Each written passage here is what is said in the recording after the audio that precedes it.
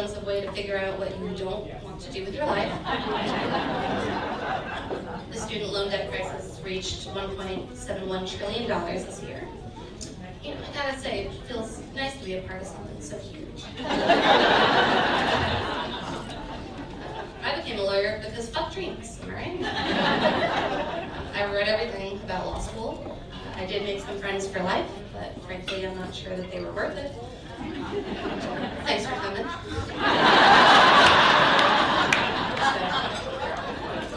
So hopefully it's a short life. Unfortunately, I'm a vegan, so the chances of me living a short life are slimmer than the chance that any of y'all will give a fucking fuck that I'm vegan. You know, it's true they say that if you do what you love, you'll never work a day in your life. Because you'll be unemployed. And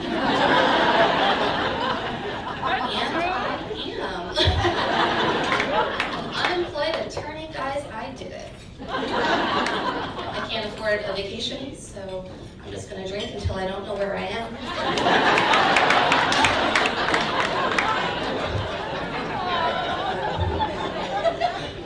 But don't worry, I got prospects.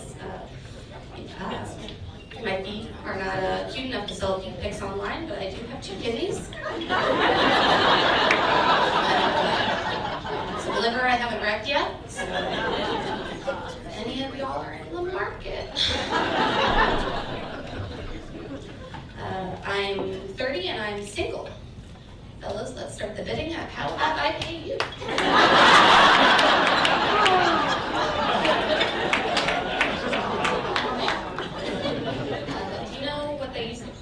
Single women over the age of 25, it's not a spinster, it's a thornback.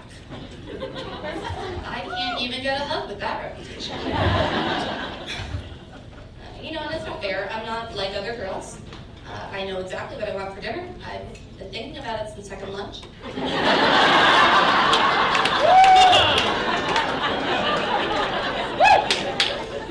I'm on a dating app called Bumble. Hide your faces. I know you're here too.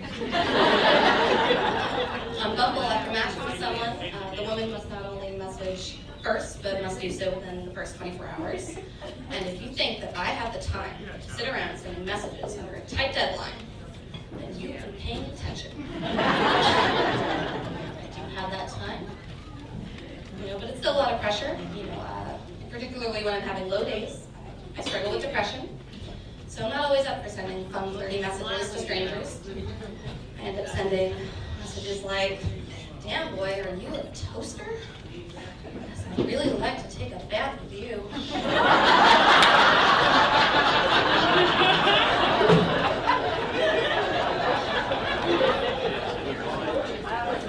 Started dating older men.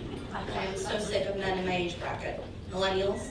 Millennial men have such an attitude. Always walking around like they rent the place. A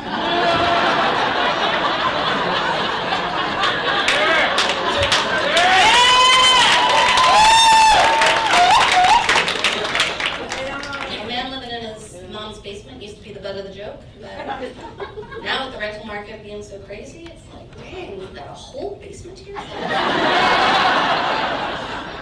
That's sexy. I live at home too. Wanna come over and eat what my mom made? Me?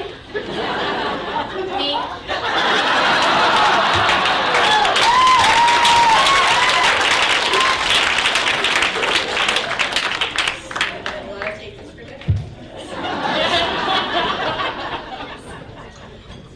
Dad's always asking me when I'm gonna give him grandkids. I don't have the heart to tell him that I've aborted 2.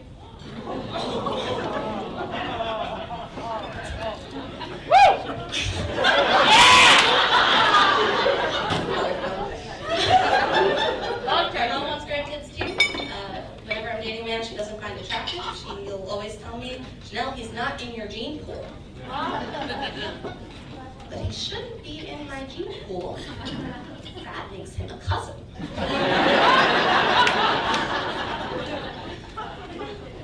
She'll bring home phone numbers from men she thinks are good enough for me, and I don't call, but one time I called.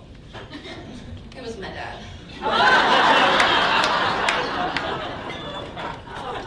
Yeah, so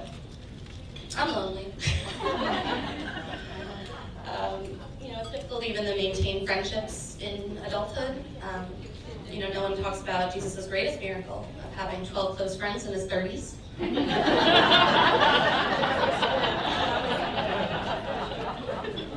My friends and I are all in very different places in our lives, so their life updates are about proposals and promotions, and mine are a little bit more along the lines of, I'm doing some online shopping. Let's be friends!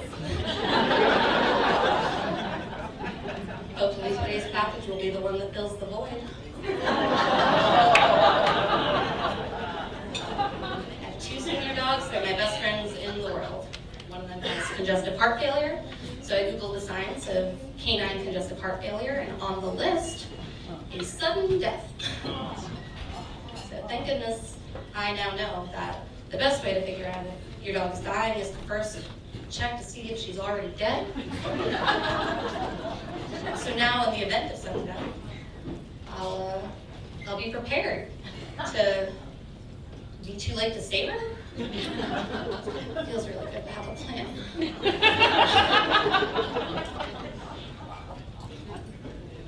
I'm in recovery. Woo!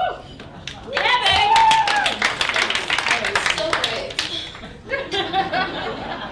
The reason I'm in recovery is because I don't even need drugs to make really bad decisions. Me yelling at birds in the street to move when I'm driving is how I imagine God watching me try to live my life.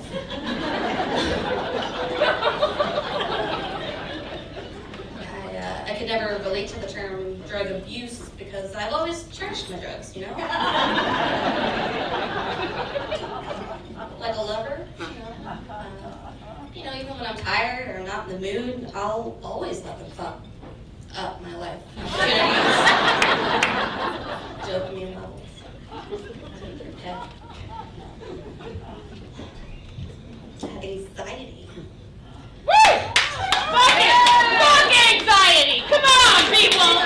Yay! Why are you all fucking so amazing? Relatable? Yeah, totally. I've been trying to catch my negative thoughts and reframe them to be more positive. So while I used to say I'm going to take the trash outside, now I will say something more along the lines of I'm going to take myself outside for a walk. But I can't always shut the bad thoughts up. Airport security. My mind is running. What if I have combustible fluids or stolen property? And what if I accidentally have a gun?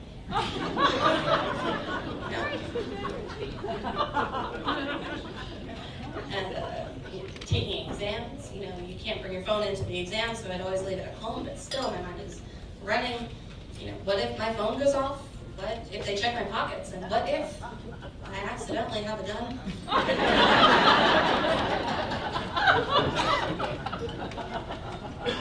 Made an appointment at the gynecologist recently. No big deal for the gynecologist. They told me to prepare to not insert anything into my vagina for 24 hours prior to the appointment. That's easy. No big deal there. My thoughts are calm. But everything at the gynecologist is so fucking weird. Before I even say hello, they tell me to strip naked. Are you picturing it?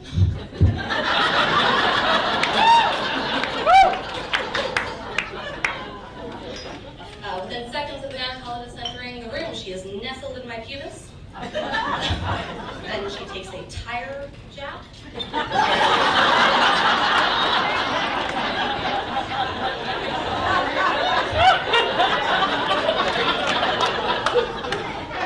Breaks open my cervix, only to stare deeply inside. My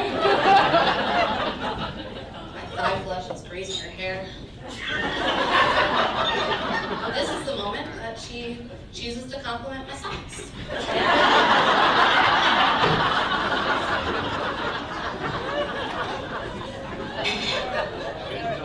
Then she makes a face, a weird face, inquisitive. And I'm wondering, what the fuck does that face mean? So my mind starts running. Did I lose a tampon up there?